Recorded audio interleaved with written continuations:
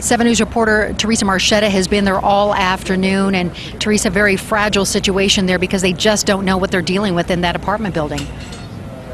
And it's a mystery that will not be solved tonight. They have decided, Aurora PD and Chief Oates announcing they will postpone any action, in his words, on this apartment until tomorrow. Of course, it was a very active scene from the early hours of this morning when they began evacuations till about 4:30 this morning when multiple agencies from multiple jurisdictions showed up on scene. We have learned this evening, though, as quiet as it's been throughout much of the afternoon and evening, that bomb squad and ATF officials cleared the entire building. They went through the entire apartment building unit by unit throughout the day to make sure that there were no more explosives anywhere in the building that could potentially trigger or harm someone in the process of dealing with Holmes' apartment.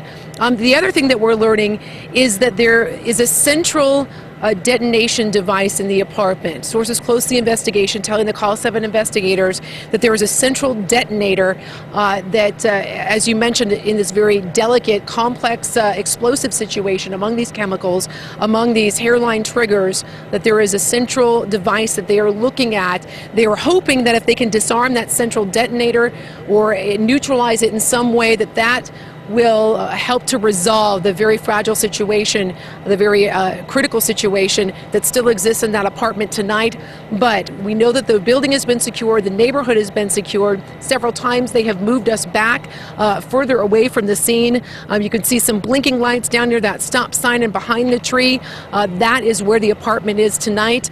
Most of the young families that were kind of out and about have gone back into their apartments tonight. Throughout the evening, we have seen residents from the evacuated buildings, all 5 of them coming in. Only the residents of the 4 buildings, not Holmes' building, were allowed to go in and get some of their possessions. We also spoke with another one of Holmes' neighbors who said he saw him just yesterday afternoon about 3 o'clock carrying a large package into his car.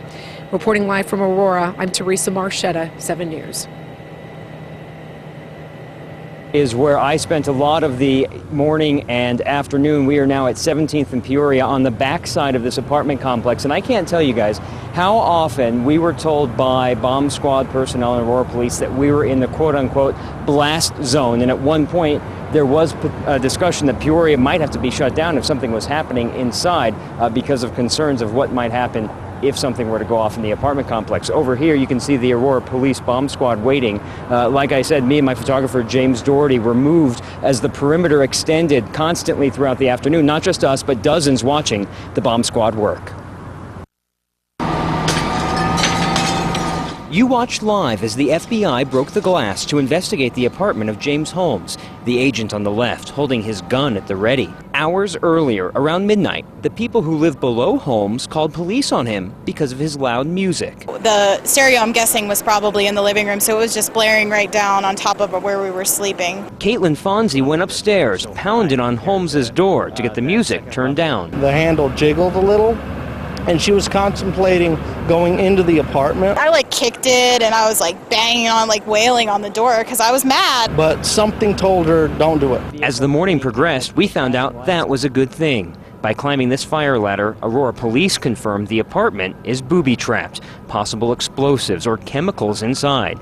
You can imagine Caitlin's emotions when she found out. Fear, but also thankfulness that I didn't do that and that something told me, an instinct told me not to. Around 2 in the afternoon, the threat to us increased as the safety perimeter continued to grow. Mike, as I answer that, I'm going to walk backwards because they're going to put the yellow tape around me here. 5 apartment buildings are currently evacuated. The booby-trapped apartment will remain a risk until Saturday. I get a call from my son at about 2:30 in the morning, and he says 2 of his friends have been shot.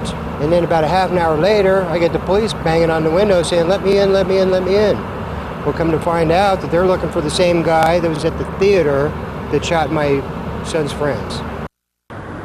Again, you're looking at the backside of the James Holmes apartment complex at 17th and Paris. That is the only apartment complex that no one was allowed back into tonight. For a time, the 5 apartment buildings where people had been evacuated, 4 of the other buildings where people had been evacuated, residents could come by to get medicine if they were escorted by police. And we're told tomorrow there will be more activity inside the apartment unit of James Holmes to determine what's going to happen with those booby traps. Reporting live in Aurora, Marshall Zellinger, 7 News.